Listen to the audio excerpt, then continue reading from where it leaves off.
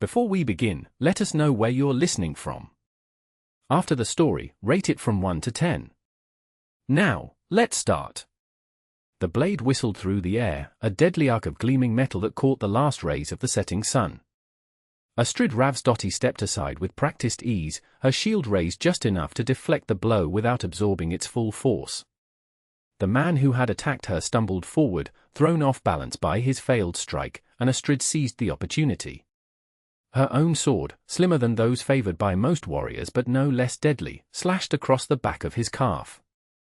Not deep enough to maim, but sufficient to send him crashing to the ground. "Wield," she commanded, placing the tip of her blade against his throat. The defeated warrior glared up at her, hatred burning in his eyes, but he knew better than to resist. "I yield," he spat, the words bitter on his tongue.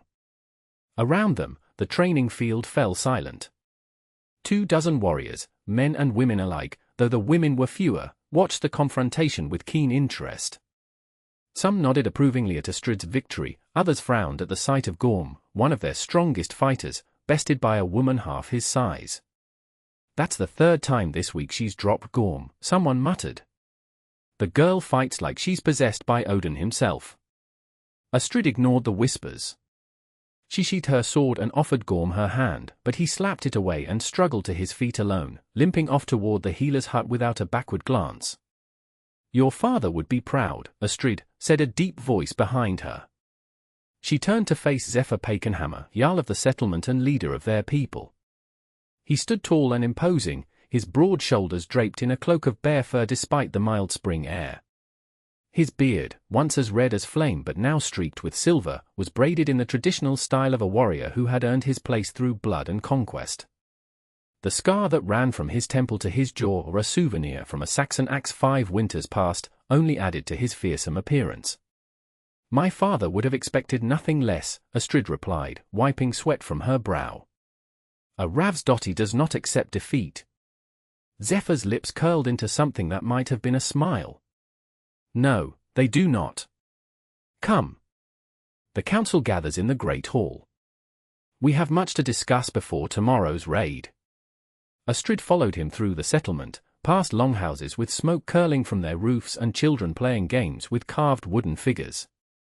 Spring had finally broken winter's grip on the land, and the fjord was free of ice. It was raiding season once more. The Great Hall stood at the center of the settlement, its wooden beams carved with images of gods and heroes, its roof reaching toward the sky as if to touch Asgard itself. Inside, torches cast flickering shadows across the walls, and the smell of smoke and mead hung heavy in the air. The council members were already gathered around the central hearth, 6 men and 2 women, all of them battle-hardened veterans who had survived countless raids and feuds. Zephyr took his place at the head of the assembly, and Astrid stood to one side, not yet a council member but present as the settlement's finest shield maiden. "The ice has broken," Zephyr began without preamble. 3 ships are ready to sail with the morning tide. We strike the Saxon monastery at Lindisfarne first. They have grown complacent in recent years, believing themselves safe from our kind. Their gold will fill our coffers and earn us favor with King Harold." Murmurs of approval rippled through the assembly. Raids on Christian monasteries were particularly profitable. The followers of the White Christ adorned their temples with gold and precious stones, and their monks offered little resistance. "After Lindisfarne, we sail south," Zephyr continued. "There are Saxon settlements along the coast that have grown fat on trade. We will take what we need before returning home for the harvest." "Who leads the ships?" asked Torsten, an older warrior with a grey beard and calculating eyes. "I will take the Serpent's Fang," Zephyr replied. "Halfdan will captain the Sea Wolf, and Gunnar the Raven's Shadow." Astrid stepped forward, her heart pounding.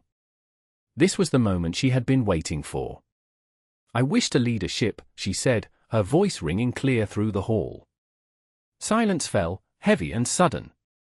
Every eye turned to her, some surprised, others amused, a few openly hostile.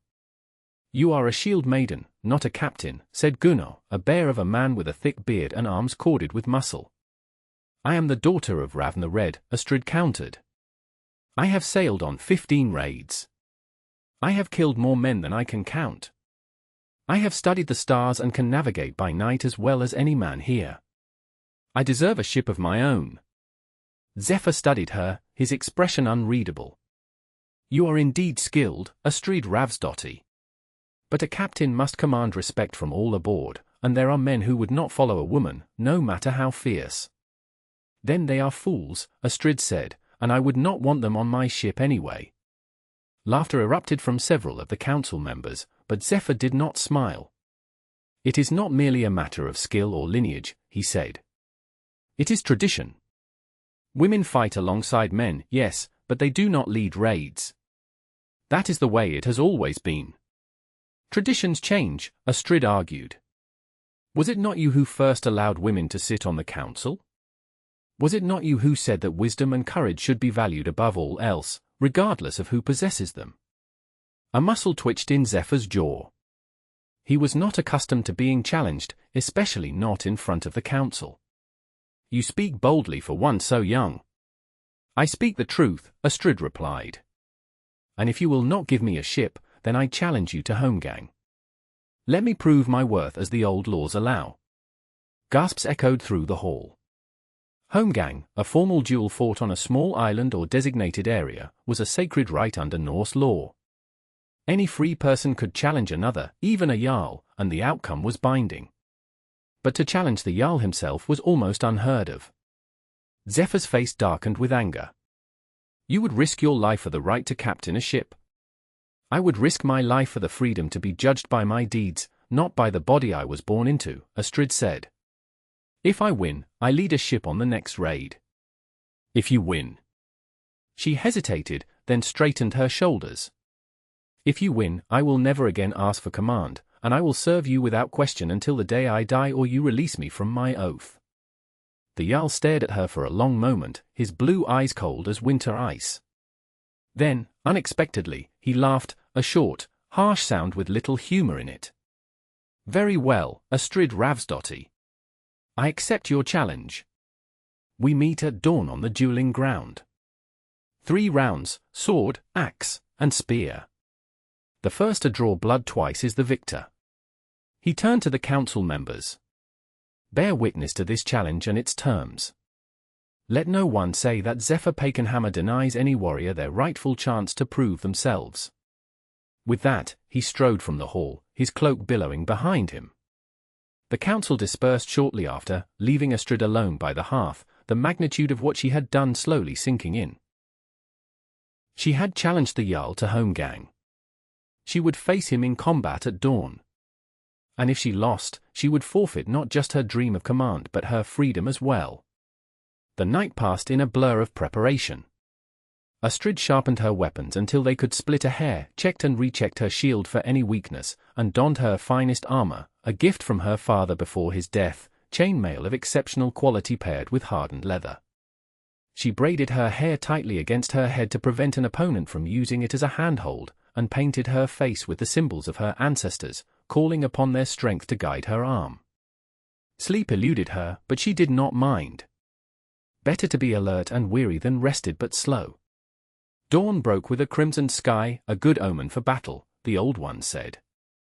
The entire settlement gathered at the dueling ground, a flat expanse of land near the shore where the boundaries of the homegang were marked with hazel branches stuck into the ground. Within this sacred space, the laws of combat were absolute. Astrid arrived first, standing tall despite the weight of her armor and the gravity of what lay ahead. She acknowledged the crowd with a nod but spoke to no one. This was her battle alone. Zephyr appeared moments later, his own armor gleaming in the early light. Unlike Astrid, he wore no paint on his face, but the intensity of his gaze needed no enhancement. He carried his weapons with the ease of one who had wielded them for decades, a sword at his hip, an axe on his back, and a spear in his hand. The law speaker stepped forward, an elderly man with a staff of office. This is homegang, he proclaimed, his voice carrying across the hushed crowd. A sacred duel between Zephyr Pakenhammer, Jarl of this settlement, and Astrid Ravnsdottir, Shield Maiden. 3 rounds, 3 weapons. The first to draw blood twice is the victor. If Astrid wins, she shall captain a ship on the next raid. If Zephyr wins, she shall serve him without question until death or release. He looked at each of them in turn. Do you both affirm these terms? I do, Zephyr said. I do, Astrid echoed. Then let it begin. First round, sword and shield. Astrid and Zephyr stepped into the marked area, each taking position at opposite ends. They drew their swords and raised their shields, circling each other warily. Zephyr struck first, a powerful overhead blow that Astrid caught on her shield. The impact reverberated through her arm, but she held firm. She countered with a quick thrust toward his thigh, which he deflected with contemptuous ease. You fight well, he said as they circled again, but you lack experience against a truly skilled opponent. Perhaps, Astrid replied. Or perhaps I am merely studying your technique. She launched a flurry of attacks, each one carefully calculated to force him to defend in a particular way, revealing patterns in his movement. Zephyr parried each strike, his sword a blur of motion, but Astrid noticed how he favored his right side, how he shifted his weight before lunging. Their blades clashed again and again, neither gaining a clear advantage. Astrid felt sweat trickle down her back beneath her armor, but her breathing remained steady. Zephyr, too, showed no signs of tiring, his movements as fluid and powerful as when they began. Then she saw her opening. As Zephyr prepared for another powerful swing, Astrid feinted to the left, drawing his shield in that direction. At the last moment, she pivoted and slashed at his exposed right arm.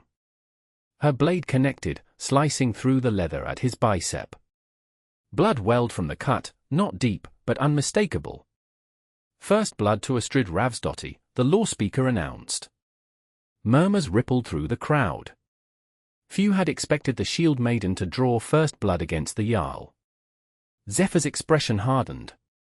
He had underestimated her, a mistake he would not make again. Second round, axe and shield. They exchanged swords for axes, Astrid's a lightweight throwing axe that could be wielded with one hand, Zephyr's a heavier battle axe that required more strength but delivered devastating blows. This time, Astrid did not wait for him to attack. She darted forward, her axe whistling toward his shield with enough force to splinter wood. Zephyr caught the blow and immediately countered, his axe descending in a powerful arc that would have cleaved her shoulder had she not twisted away. The fight grew more intense, each warrior testing the other's defenses, looking for any weakness. Astrid's lighter weapon allowed her to strike more quickly, but each of Zephyr's blows threatened to overwhelm her guard entirely. They separated after a particularly fierce exchange, both breathing heavily now. Astrid could feel her muscles burning with exertion, but she refused to show fatigue. Zephyr, too, maintained his composure, though a sheen of sweat glistened on his forehead. You have heart, he acknowledged. But heart alone will not win this fight. Neither will arrogance, she retorted. His eyes narrowed at the insult, and he charged forward with renewed fury. His axe crashed against her shield once, twice, 3 times, each impact threatening to shatter the wood. Astrid gave ground, absorbing the blows rather than meeting them directly, conserving her strength. When Zephyr raised his axe for a 4th strike, she dropped to one knee as if overwhelmed. He committed to the blow, unable to check his momentum. At the last instant, Astrid rolled to the side, and his axe embedded itself in the ground where she had been. Before he could recover, she sprang up and struck at his exposed back. But Zephyr was not Jarl for nothing. Even as his axe stuck in the earth, he twisted and raised his shield, deflecting her blow. The force of her attack left her momentarily off balance, and he seized the opportunity. His fist shot out, catching her in the ribs with enough force to send her staggering back. As she struggled to regain her footing, Zephyr wrenched his axe free and swung it in a horizontal arc. Astrid raised her shield, but too late, the edge of his axe caught her above the elbow, slicing through her sleeve and the flesh beneath. First blood to Zephyr Pakenhammer, the law speaker declared. The crowd roared their approval as Astrid pressed her hand to the wound, feeling warm blood seep between her fingers. It was not deep enough to impair her movement, but it stung fiercely. 1 each, Zephyr said, a note of respect creeping into his voice. The spear will decide. The spear will decide, Astrid agreed, binding her wound quickly with a strip of cloth. They set aside their axes and shields. For the final round, they would fight with spears alone, the most ancient and revered of weapons, said to be favored by Odin himself. Astrid took her position, spear held at the ready. Across from her, Zephyr did the same, his greater height giving him superior reach. This would be the most difficult round yet. "Begin," the law speaker commanded. They circled each other, spears extended, each looking for an opening. Zephyr jabbed experimentally, testing her defenses. Astrid parried the thrust and countered with one of her own, which he knocked aside with ease. The fight settled into a rhythm of thrust, parry, and counter-thrust, neither able to penetrate the other's guard. Unlike the previous rounds, where strength had played a significant role, this contest was one of precision and timing. Astrid felt herself tiring, the combined exertion of all 3 rounds taking its toll. Zephyr, too, moved more deliberately now, his breathing deeper, his thrusts less frequent. But his eyes remained alert, watching her like a hawk. She needed to end this quickly, before fatigue caused her to make a fatal error. Drawing on her remaining strength, Astrid launched a series of rapid thrusts, forcing Zephyr to give ground. He parried each attack, but she could see the strain in his movements. Then she made her gambit. Feigning a stumble, she left her right side exposed, inviting his attack. Zephyr saw the opening and lunged, his spear driving toward her ribs with deadly accuracy. It was exactly what Astrid had anticipated. At the last possible moment, she twisted her body, letting his spear pass harmlessly alongside her.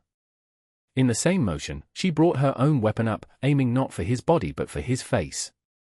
The tip of her spear traced a line across his cheek, just below his eye, shallow but precise, drawing a thin ribbon of blood.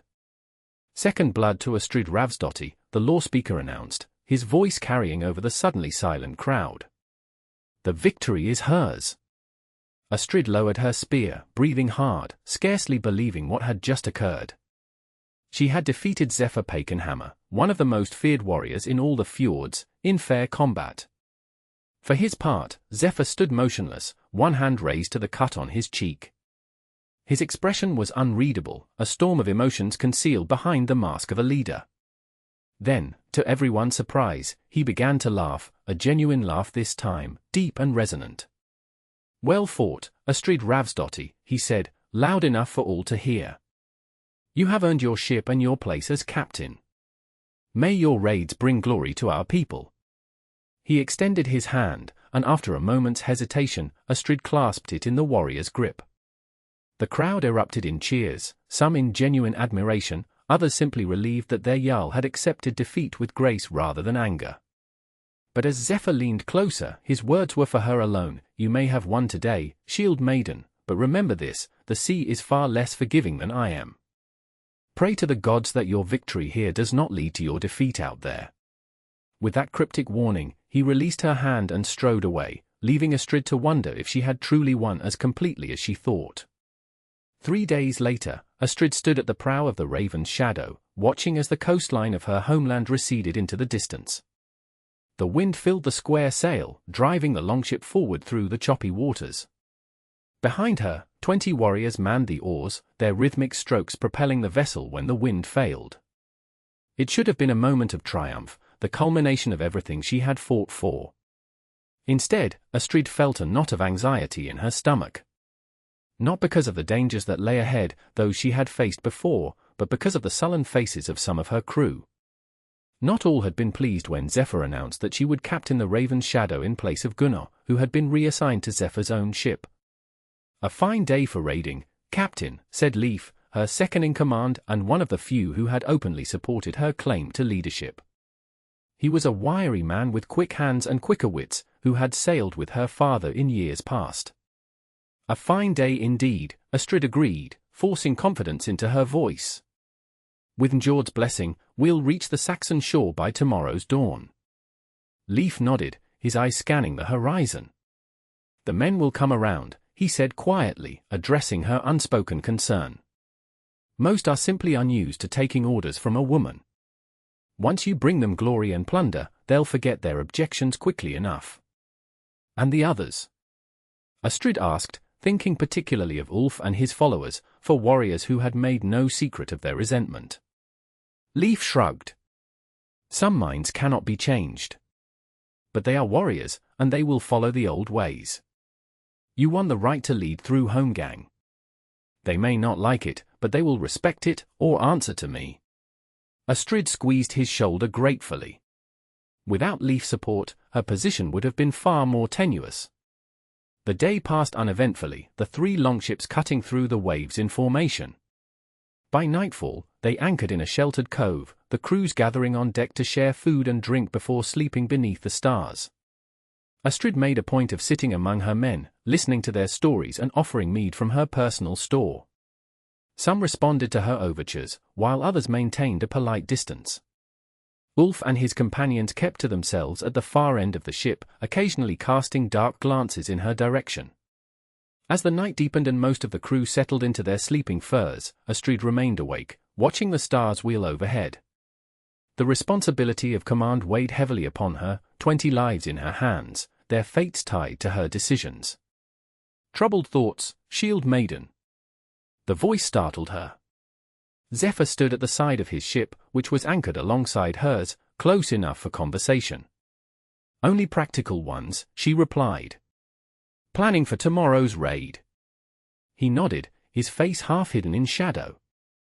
It is the burden of command, to think while others sleep, to worry while others dream. There was something in his tone that gave Astrid pause. Was it regret?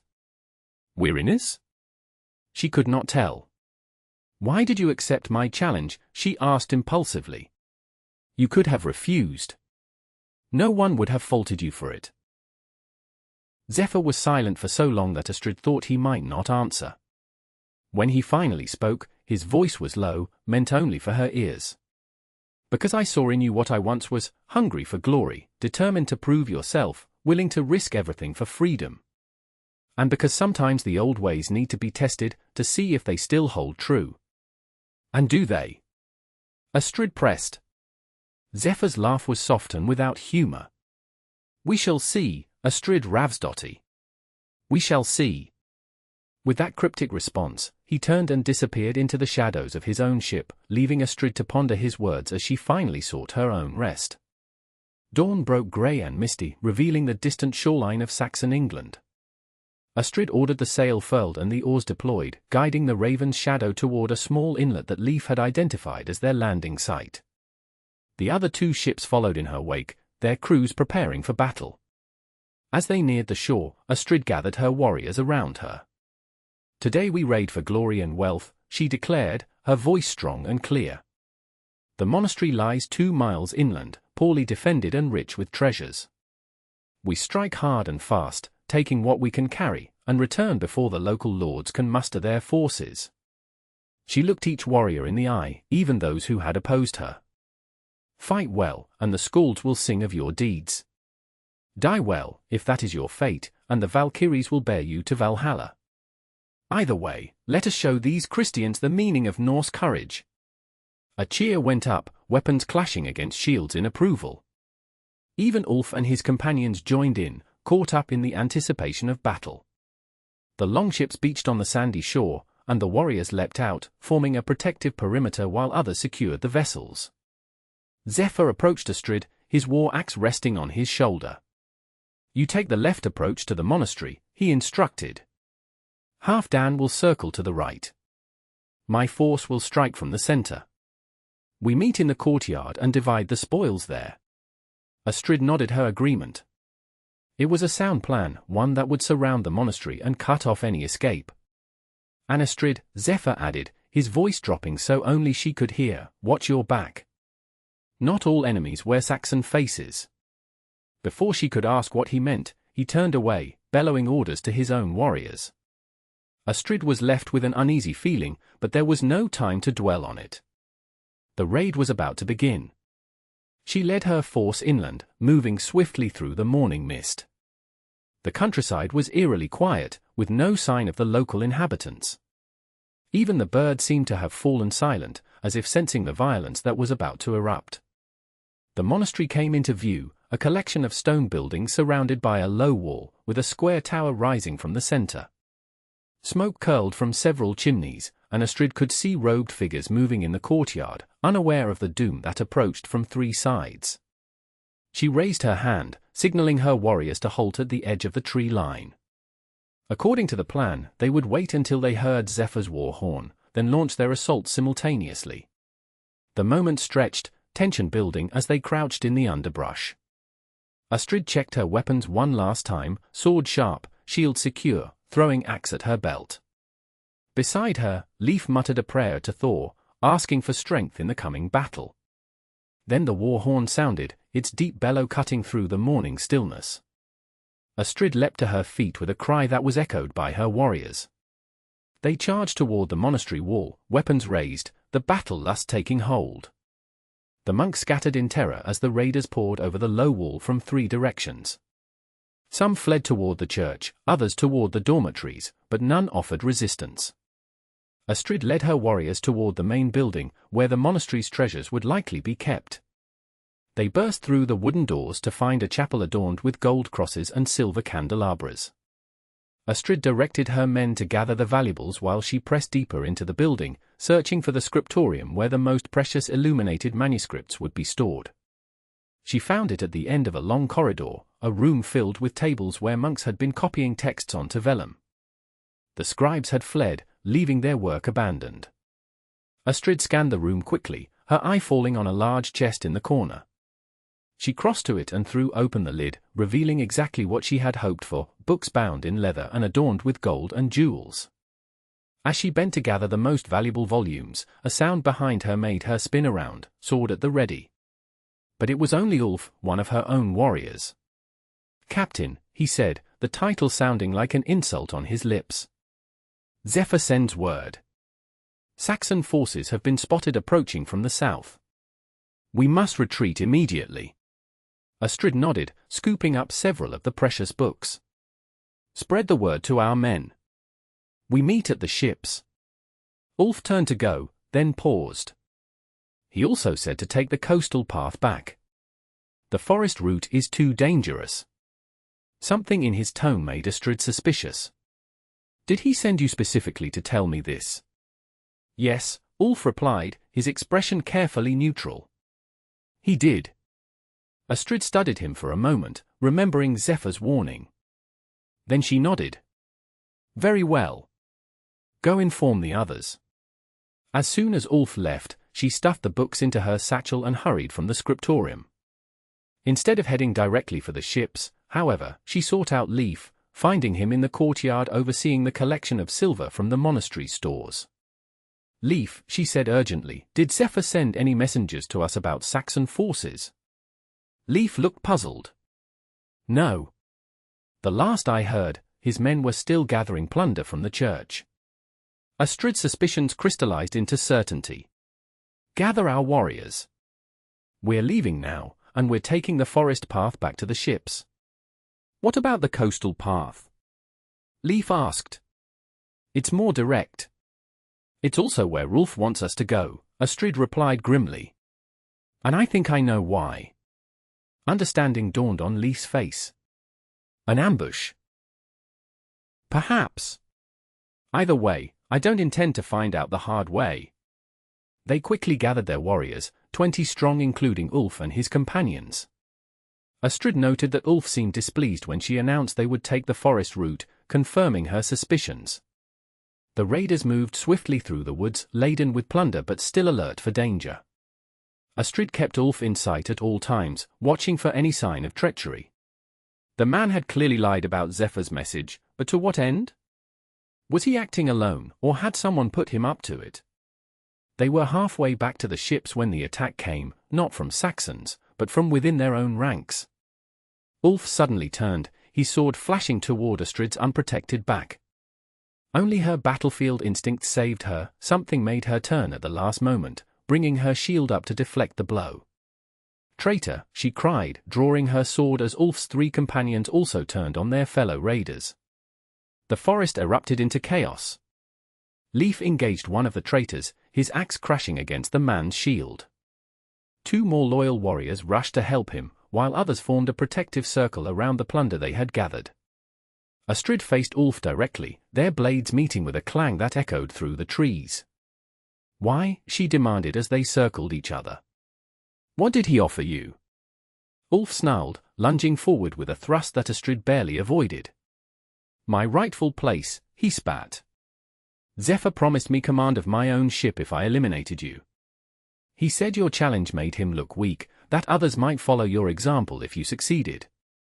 And you believed him. Astrid parried another attack and countered with a slash that Ulf blocked with his shield. Fool. He used you to do his dirty work. Even if you killed me, he would never trust a traitor with a ship. Doubt flickered across Ulf's face, but only for an instant. It doesn't matter now, he growled. You die here, and I take credit for avenging a shield maiden who fell to Saxon treachery. He attacked with renewed fury, driving Astrid back step by step. She defended herself skillfully, but Ulf was stronger and fueled by desperate rage. Around them, the other fights continued. One of Ulf's companions lay dead, but another had wounded Leif, who fought on despite blood streaming down his arm. Astrid knew she needed to end this quickly. As Ulf raised his sword for a powerful overhead strike, she dropped to one knee and thrust upward with her blade. The point caught him beneath the ribs, piercing mail and flesh to find his heart. Ulf's eyes widened in shock. His sword fell from nerveless fingers as he stared down at Astrid. He promised. He gasped, blood bubbling from his lips. Then he collapsed, dead before he hit the ground. With their leader fallen, the remaining traitors lost heart. One fled into the forest, the other threw down his weapons and begged for mercy. Astrid ordered him bound. He would face justice before the Thing assembly when they returned home. Are you injured? Leif asked, approaching her with his arm hastily bandaged. Astrid shook her head, still staring at Ulf's body. No. But we need to move quickly. The Saxons may have heard the fighting. They resumed their journey to the ships, moving more cautiously now, alert for any sign of further treachery. When they reached the beach, they found Halfdan's crew already loading their plunder, while Zephyr stood watching from the prow of his ship. His expression betrayed nothing as Astrid approached, her warriors behind her, their weapons still drawn. You seem to have encountered trouble, he observed mildly, glancing at their reduced numbers and the bound prisoner they dragged along. Treachery, Astrid replied, her voice cold. Ulf claimed you promised him my ship if he eliminated me. Zephyr's eyebrows rose. Did he? How convenient for him that he's not here to repeat the accusation. He's dead, Astrid confirmed. I killed him myself when he tried to put a sword in my back. A fitting end for a traitor, Zephyr said with apparent sincerity. Though I'm curious why he would invent such a tale. I have nothing to gain from your death, Astrid. You won your command fairly, in sight of gods and men. To strike you down through treachery would bring shame upon me and invite the wrath of the Norns. Astrid studied his face, searching for any sign of deception. But Zephyr met her gaze steadily, his blue eyes clear and guileless. Could Ulf have been lying? Or acting on his own initiative, hoping to curry favor? It was possible, she had to admit. Without proof, she could not accuse the Jarl openly. We should depart, she said finally. The Saxons may have been alerted by now. Zephyr nodded. A wise precaution. We sail with the tide. As Astrid turned to board her ship, Zephyr added, one more thing, Captain. I would speak with you privately when we make camp tonight. There are matters we should discuss. Astrid hesitated, then nodded curtly. Whatever game Zephyr was playing, she would need to see it through to its conclusion. The Viking fleet sailed north with the afternoon tide, putting distance between themselves and any potential pursuit. By nightfall, they had reached a secluded bay where they could safely anchor for the night. The crews were in high spirits, celebrating their successful raid with mead and boasting of their exploits. Astrid, however, remained vigilant. She instructed Leif to keep watch over their prisoner and to ensure that at least 2 loyal warriors remained awake at all times. Then, steeling herself, she rowed across to Zephyr's ship for their promised conversation. The Jarl was waiting for her on the deck, a horn of mead in his hand and another set aside for her. The cut on his cheek from their duel had already begun to heal, a thin red line that would soon fade to join his collection of scars. "Drink," he offered, gesturing to the spare horn. "It's from my personal supply, are far better than the swill the men are enjoying." Astrid accepted the horn but did not drink immediately. "You wanted to speak with me." Zephyr smiled faintly. "Always direct. It's a quality I admire." He took a sip of his own mead, then said, "I did not order Ulf to kill you." "So you say." "It's the truth." "Think, Astrid. What would I gain? Your death would create division among our people. Some would suspect me, regardless of what tale Ulf told. Others would demand vengeance for the daughter of Ravn the Red. I would lose the loyalty of warriors I cannot afford to lose, all for what? To avoid admitting that a woman bested me in Holmgang." He shook his head. "I am not so petty, nor so foolish." Astrid considered his words. They made sense, logically. But something still felt wrong. Then why did Ulf lie? What did he hope to gain? "Power," Zephyr replied simply.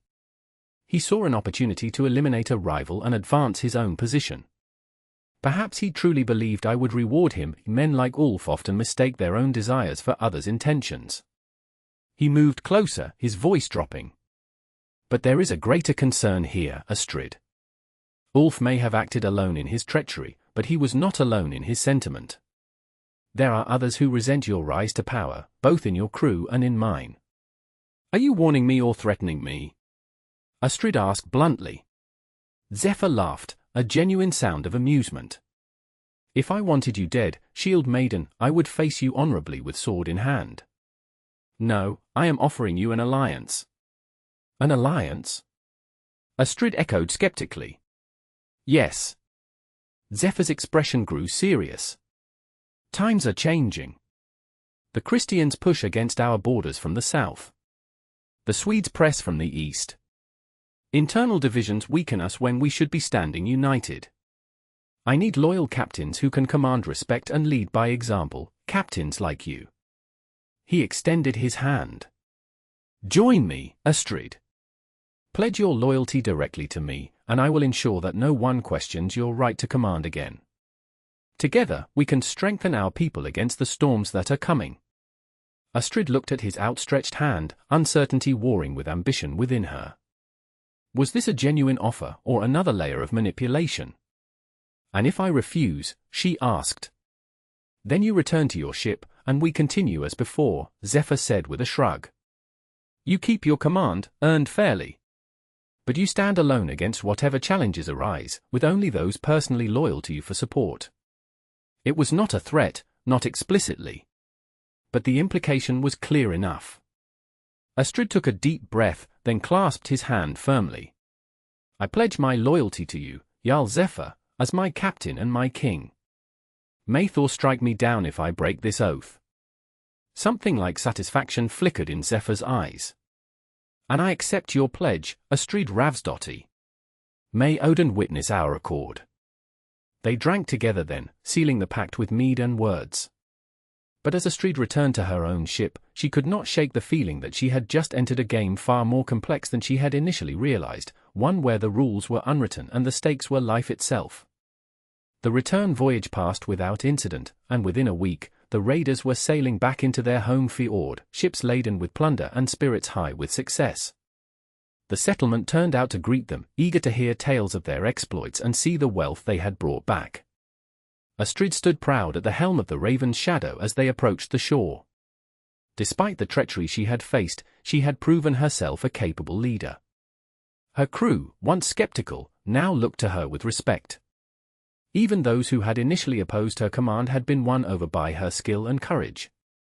As tradition dictated, the plunder was divided among the raiders according to rank and contribution, with a portion set aside for the families of those who had fallen.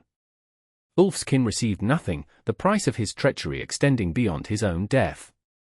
The captured traitor was brought before the Thing Assembly, where he confessed that Ulf had acted on his own initiative, hoping to win favor with the Jarl by eliminating a perceived threat. Whether this was the full truth or merely what the man believed, Astrid could not be certain. The assembly sentenced him to outlawry, banished from the settlement and stripped of all protection under the law. It was a fate often considered worse than death, for an outlaw could be killed by anyone without consequence. In the days that followed, Astrid found herself drawn increasingly into Zephyr's inner circle. He consulted her on matters of defense and future raids, introduced her to visiting Jarls from neighboring settlements, and publicly praised her leadership. To all appearances, their alliance was genuine and mutually beneficial. Yet Astrid remained watchful. She noted how Zephyr's gaze lingered on her when he thought she wasn't looking, how his casual touches seemed to last a moment longer than necessary. Was it mere attraction, or something more calculated? Summer advanced, bringing long days and mild nights. The settlement prospered under Zephyr's leadership, with 3 more successful raids adding to their wealth and reputation. Astrid led her ship on each expedition, returning with plunder and glory that solidified her position among the warriors. It was after the 3rd raid, a daring attack on a merchant convoy along the Frankish coast, that Zephyr invited her to a private feast in the Great Hall. Such invitations were not uncommon. The Jarl often hosted smaller gatherings for his captains and council members to discuss matters away from the general assembly. Astrid arrived dressed in her finest, a linen gown dyed deep blue and adorned with bronze brooches, her hair braided elaborately and her neck circled with a silver torque on their latest raid. It was rare for her to abandon her warrior's garb, but she understood the importance of respecting the formal nature of the Jarl's invitation. To her surprise, she found the great hall nearly empty. A single table had been set near the hearth, laden with food and drink. Furs covered the benches, and torches cast a warm glow over the scene. Of Zephyr's other captains or council members, there was no sign. The Jarl himself rose to greet her, dressed in a fine tunic of imported cloth, his beard neatly trimmed and his hair freshly braided. "Astrid," he said, taking her hand. "You honor me with your presence." "I was expecting others," she replied, unable to keep a note of suspicion from her voice. Zephyr smiled.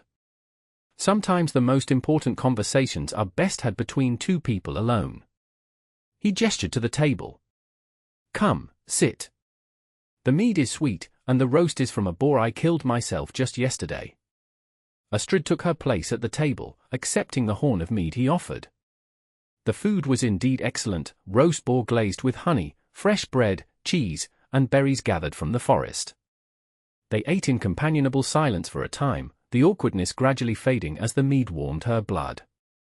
"You've proven yourself these past months," Zephyr said at last, refilling her horn.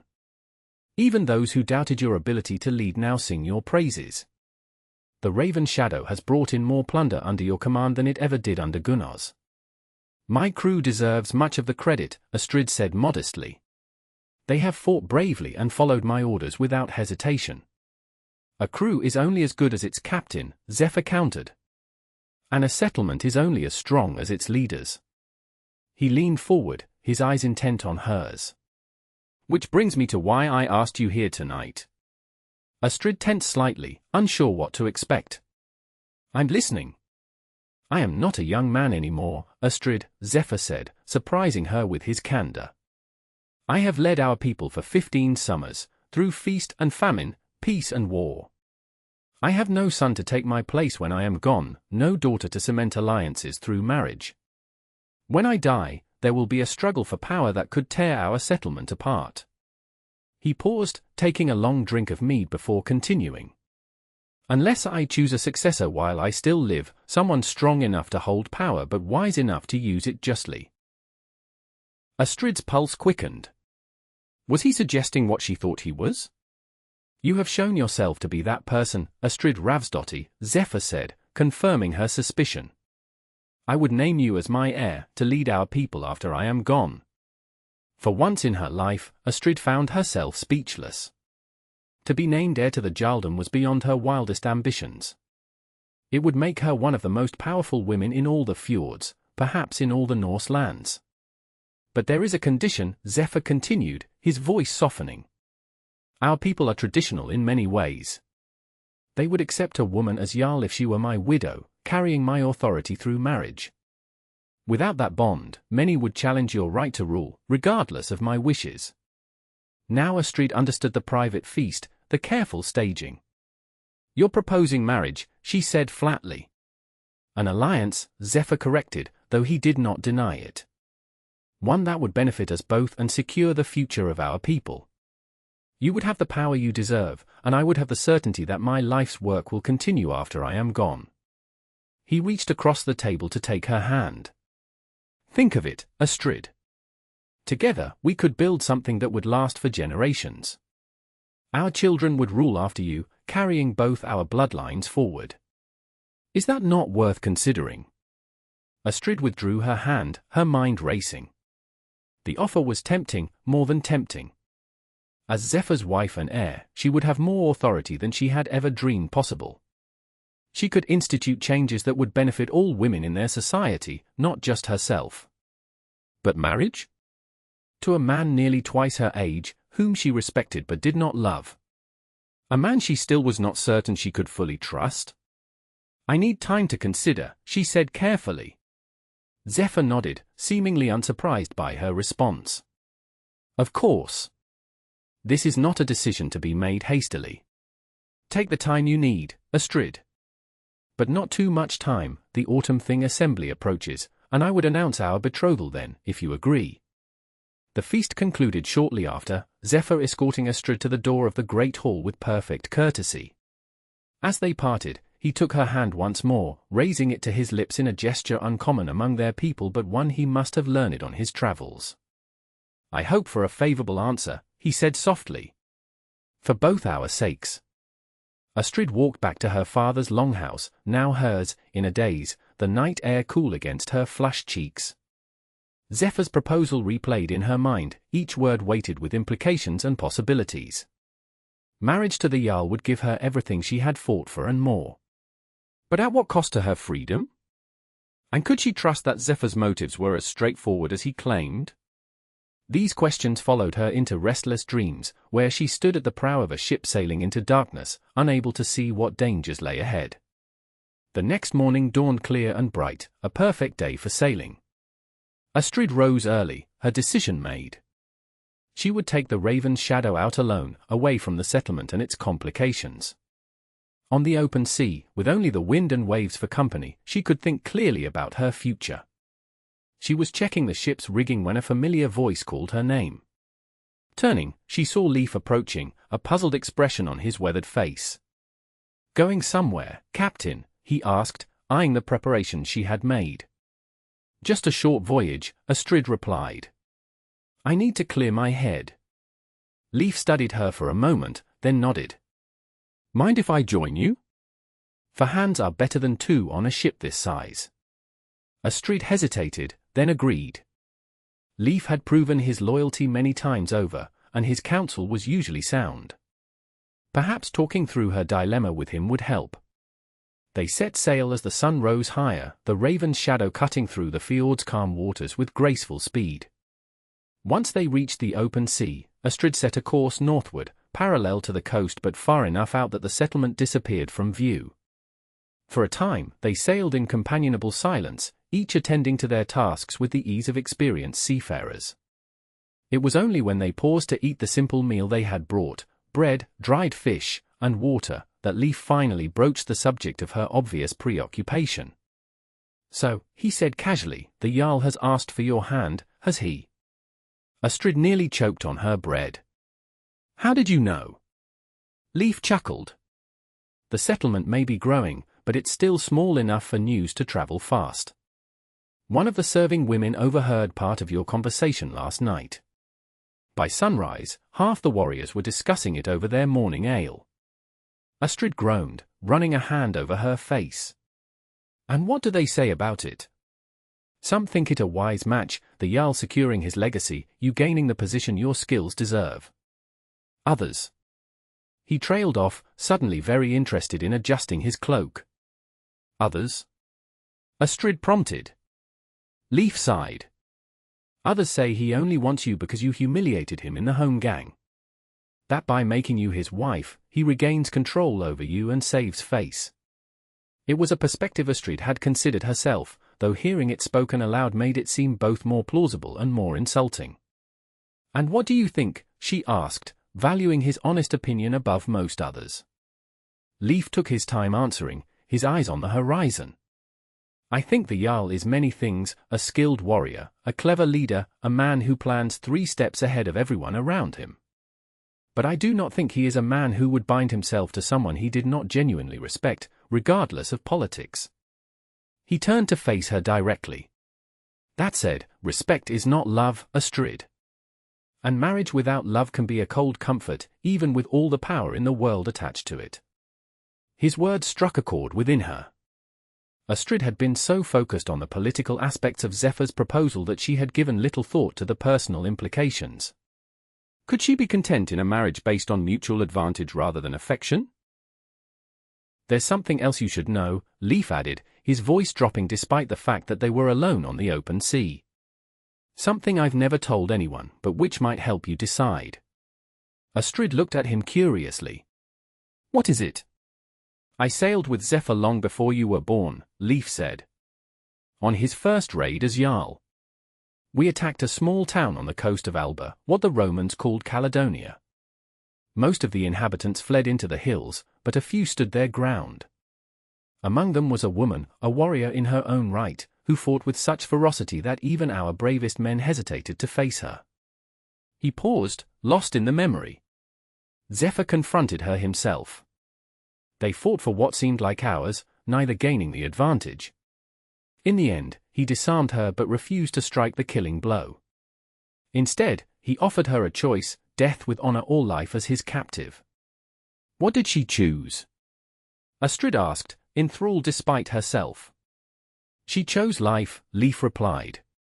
And during the voyage home, something changed between them. By the time we reached our settlement, she was no longer a captive but a companion. Zephyr married her within a month.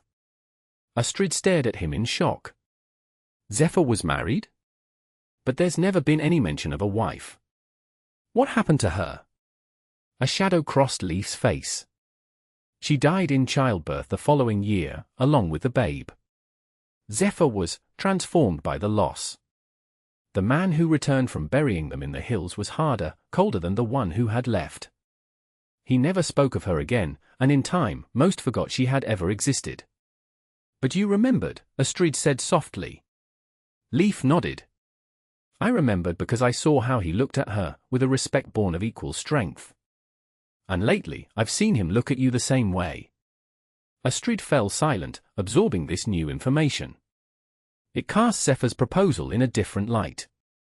Perhaps his interest in her was not merely political calculation or a desire to save face, but something more personal, a recognition of a kindred spirit, a second chance at what he had lost long ago. Thank you for telling me this, she said finally. It helps to know the whole story. Leif smiled faintly. Just remember, Astrid, whatever you decide, make sure it's what you truly want, not what others expect of you. You fought too hard for your freedom to surrender it for the wrong reasons. They turned the ship back toward the settlement as the afternoon waned, each lost in their own thoughts. Astrid's mind was clearer now, though her decision remained unmade. She would need to speak with Zephyr again, to understand his true intentions before she could give him an answer. But fate, it seemed, had other plans. As they approached the fjord, they saw smoke rising from the settlement, not the usual cooking fires or smithy smoke, but thick, black plumes that spoke of destruction. Astrid's heart lurched in her chest as she ordered Leif to unfurl the sail fully, catching the wind to drive them forward with greater speed. They rounded the headland to a scene of chaos. 3 unfamiliar longships were beached on the shore, their dragon prows facing outward as if ready for a quick departure.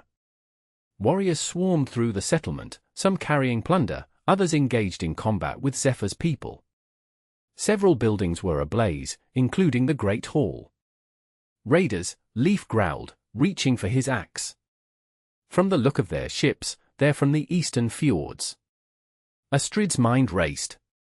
The Raven's shadow carried only the 2 of them, not nearly enough to make a difference in the battle below. But they could not simply stand by and watch their home destroyed. We need to find Zephyr, she decided. If the raiders have killed or captured him, our people will be leaderless. They beached the ship at a small cove some distance from the main settlement, then made their way inland through the forest. The sounds of fighting grew louder as they approached, steel clashing against steel, men shouting, women screaming. The air was thick with smoke and the metallic scent of blood. Astrid and Leif skirted the edge of the settlement, avoiding open ground where they might be spotted. They encountered a small group of raiders dragging a struggling woman toward the ships and fell upon them without hesitation. The element of surprise allowed them to dispatch the 3 men quickly, freeing the woman, one of the younger shield maidens who had trained under Astrid. "What happened?" Astrid demanded as the girl caught her breath. "Where is Zephyr?" "They came at dawn," the shield maiden replied, her voice shaking. 3 ships full of warriors led by Jarl Hakon of the Bear clan. They claimed Zephyr stole territory that rightfully belongs to them and demanded compensation. When he refused, they attacked. "And Zephyr?" Astrid pressed. "Is he alive?" The girl nodded. "Last I saw, he was defending the Great Hall with a dozen warriors. But the raiders set fire to the roof." She trailed off, glancing fearfully at the burning building. Astrid made a swift decision. "Leif, get her to safety, then gather any warriors you can find and form a counterattack from the western approach. I'll find Zephyr." "Astrid," Leif began, clearly concerned about her facing such danger alone. "That's an order," she cut him off. "Our people need leadership. If Zephyr falls, someone must take command." Reluctantly, Leif nodded. "Be careful, Captain. I'd hate to serve under anyone else." With that, they parted, Leif leading the shield maiden toward the relative safety of the forest edge, Astrid moving swiftly through the shadows toward the burning Great Hall. The scene that greeted her was one of desperate battle. Zephyr and a handful of his warriors had been driven from the hall by the flames and now fought in the open space before it, surrounded by at least 20 raiders. The Jarl himself stood at the center, his sword and shield moving in perfect harmony as he held off 2 attackers simultaneously. But even from a distance, Astrid could see that he was wounded, blood soaked his left side, and his movements, though still deadly, had slowed. Without hesitation, Astrid drew her sword and charged. "For the Bear clan," she shouted, using the raiders' own affiliation to confuse them as she fell upon their rear guard. The ploy worked. 2 of the raiders turned to welcome what they thought was reinforcement, only to meet their deaths on Astrid's blade. She cut through their ranks like a storm wind, leaving bodies in her wake as she fought toward Zephyr. The Jarl's eyes widened in surprise when he saw her, then narrowed in fierce approval. With renewed energy, he pressed his own attack, and together they began to turn the tide of the skirmish. But their advantage was short-lived. A horn sounded from the direction of the ships, a signal that the remaining raiders recognized instantly. They began to disengage, backing away in coordinated retreat. "They're withdrawing," Zephyr said grimly, his breath coming in harsh gasps. "Taking what plunder they can carry and leaving before we can organize a proper defense." As if to confirm his words, they saw groups of raiders running toward the shore, laden with stolen goods and driving captives before them. Among them was a huge warrior wearing a bearskin cloak, Jarl Hakon himself, Astrid guessed. "We can't let them take our people," she said, already moving to pursue. Zephyr caught her arm, his grip surprisingly strong despite his wound. "Wait. They outnumber us 3 to 1, and our forces are scattered. We need a plan." He was right, Astrid knew. Charging blindly after the raiders would only result in more deaths. But the thought of their people being taken as slaves was unbearable. Before she could respond, Leif appeared, leading a group of about 15 warriors, a mixed band of men and women, some wounded but all armed and ready to fight. "Captain," he greeted Astrid, then nodded respectfully to Zephyr. "Jarl. We've secured the eastern perimeter. The raiders are retreating to their ships." "How many captives?" Zephyr asked sharply. "At least a dozen," Leif replied. "Mostly young women and skilled craftsmen." Zephyr's face hardened. "We follow them. If they reach their ships and put to sea, we've lost them. But while they're on land, we still have a chance." Despite his wound, he straightened to his full height, addressing the gathered warriors. "They think us defeated, scattered. They will not expect an organized pursuit. We use that to our advantage. Quickly, he outlined a plan. Half their force would approach openly from the forest edge, drawing the raiders' attention. The other half, led by Astrid, would circle around and attack from the side, catching them in a pincer movement. The priority is freeing our people, Zephyr emphasized. Engage the raiders only as necessary to secure the captives. Once they're safe, we retreat. This is not the day for a pitched battle. The warriors nodded their understanding. Astrid stepped closer to Zephyr as the others prepared to move out. You should stay back, she said quietly. Your wound is not fatal, he finished for her. And a Jarl does not hide while his people fight. There was no arguing with him when he used that tone. Astrid merely nodded and turned to lead her group toward their position. They moved swiftly through the forest, circling wide to approach the beach from an unexpected angle. Through the trees, Astrid could see the raiders loading their ships, driving the captives before them with whips and spears. Jarl Hakon stood supervising, his bare cloak making him an unmistakable target. Astrid waited, counting silently, giving Zephyr's group time to get into position. When she judged the moment right, she raised her sword and charged, her warriors following with battle cries that shattered the relative quiet of the beach. The raiders, caught by surprise, turned to face this new threat, only to find themselves attacked from the other direction as Zephyr's force emerged from the forest. Confusion reigned as the Vikings crashed into the disorganized raiders, focusing their attacks on those guarding the captives. Astrid fought her way toward Jarl Hakon, recognizing that he was the key to ending this quickly. The huge warrior saw her coming and grinned savagely, drawing a massive axe from his belt. Come, little shield maiden, he taunted. I'll add your skull to my trophies. They met in a clash of steel that sent sparks flying. Hakon's axe descended with enough force to shatter Astrid's shield had she tried to block it directly. Instead, she deflected the blow, letting it slide past her before countering with a thrust that the bigger warrior barely avoided. You fight well, Hakon acknowledged, circling her warily. But you are still just a woman playing at war. Astrid didn't waste breath on a reply.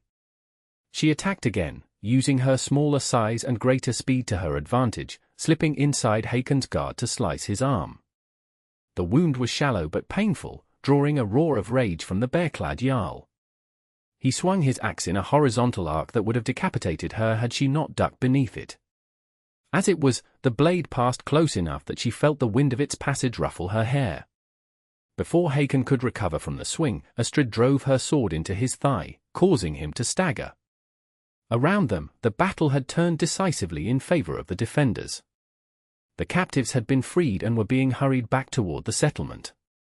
Many of the raiders had fallen, while others fled to their ships, abandoning their leader. Hakon saw this and snarled in frustration. With surprising agility for a wounded man, he lunged at Astrid, catching her off guard. His massive hand closed around her throat, lifting her off her feet as he raised his axe for a killing blow. If I die, he growled, you die with me, shield maiden. Astrid struggled in his grip, unable to breathe, her vision beginning to darken. She clawed at his hand, trying to break his hold, but his strength was overwhelming. Then, suddenly, Hakon's eyes widened in shock. The pressure on Astrid's throat vanished as he released her, dropping to his knees. Behind him stood Zephyr, his sword buried to the hilt in the raider Jarl's back. No one threatens what is mine, Zephyr said coldly, twisting the blade before withdrawing it. Hakon toppled forward, dead before he hit the ground. Astrid gasped for air, her hand going to her bruised throat as she looked up at Zephyr with a mixture of gratitude and something more complex. The remaining raiders, seeing their leader fall, lost what little resolve they had left. They abandoned their plunder and fled to their ships, pushing off from the shore with desperate haste. A few of Zephyr's warriors made as if to pursue, but he called them back. Let them go, he ordered. They will carry word to their kinsmen of what happens to those who raid our shores. And next time, we will be better prepared. The victory was complete, but it had come at a cost. 5 of their warriors had fallen in the defense of the settlement, and many more were wounded. Several buildings had been destroyed by fire, including the Great Hall, and much of their stored food had been stolen or spoiled. As they made their way back to the settlement, Astrid walked beside Zephyr, noting how he pressed his hand to his wounded side, his face pale beneath the grime of battle. "You need a healer," she said. "Later," he replied. "First, we must see to the wounded and begin repairs. Winter is coming, and we cannot face it with half our buildings in ashes." Astrid admired his dedication even as she worried about his injury. "At least let me bind your wound properly," she insisted. "You'll be of no use to anyone if you bleed to death." Zephyr looked at her for a long moment, then nodded. "Very well. But quickly."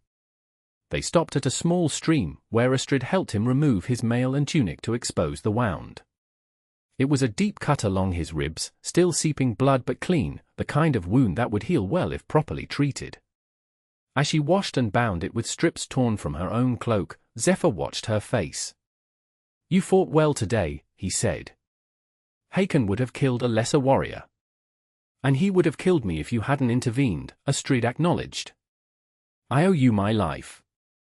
"As I owe you mine," Zephyr replied. "Had you not returned when you did, we might all have been slaughtered or taken as slaves." Their eyes met, and for a moment, neither spoke. Then Zephyr reached up to touch her cheek, his fingers surprisingly gentle against her skin. "I meant what I said," he told her softly. "No one threatens what is mine. But I realize now that you are not and never will be a mine in the sense of possession. You are your own woman, Astrid Ravnsdottir, and that is precisely why I want you by my side." Astrid felt a warmth spread through her that had nothing to do with the exertion of battle. "Is this another proposal, Jarl?" she asked, a hint of teasing in her voice. "It is a truth," Zephyr replied seriously. "One I should have spoken from the beginning. I do not offer marriage merely for political advantage or to secure my legacy. I offer it because in you, I see a spirit that matches my own, proud, fierce, and free. I would join my life to yours not to constrain that spirit but to see it soar even higher." He took her hand, pressing it over his heart. "This is not a young man's passionate love, burning bright and fast. It is something deeper, a recognition of equal worth, a desire for partnership in all things. If that is not enough for you, I understand. But it is all I have to give." Astrid was silent for a long moment, feeling the steady beat of his heart beneath her palm. She thought of all that had happened since their homegang, the challenges she had faced, the trust she had earned, the respect she had won. And she thought of Leif's story about Zephyr's first wife, the warrior woman who had captured his heart through her strength and courage. "It is enough," she said at last. "More than enough." And there, by the stream with the sounds of the damaged settlement in the distance, Astrid leaned forward and sealed her acceptance with a kiss, not passionate or desperate, but sure and strong, like the woman she had become. Winter came early that year, but the settlement was ready. Under Zephyr and Astrid's joint leadership, the Great Hall had been rebuilt, stronger than before. Storehouses were filled with preserved meat and fish, with grain and dried fruits. Additional defenses had been constructed, watchtowers along the fjord and a wooden palisade around the most vulnerable parts of the settlement. At the Autumn Thing assembly, Zephyr had formally announced their betrothal, to mixed reactions. Some welcomed the match as a wise alliance that would strengthen their people. Others whispered that Astrid had used witchcraft to enchant the Jarl, or that she had somehow coerced him during the raid. But such whispers faded as the couple proved their commitment to each other and to the welfare of the settlement. They were wed at midwinter, during the Yule celebrations when the darkness was deepest and the promise of returning light most needed.